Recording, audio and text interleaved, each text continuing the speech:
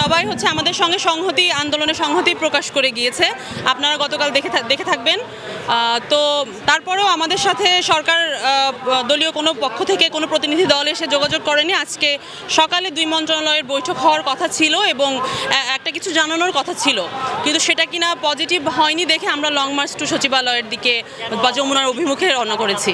আমাদের 3টা দাবি: 1500 টাকা মেডিকেল ভাতা, 20% বাড়ি ভাড়া ও 75% উৎসব ভাতা।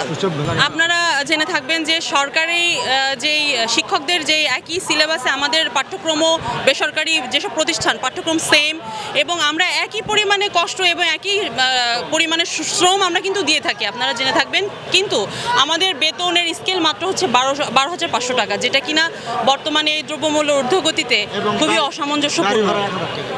মাত্র বাড়ি ভাড়া মাত্র 1000 টাকা, বাড়ি ভাড়া মাত্র 1000 টাকা এতদিন ছিল।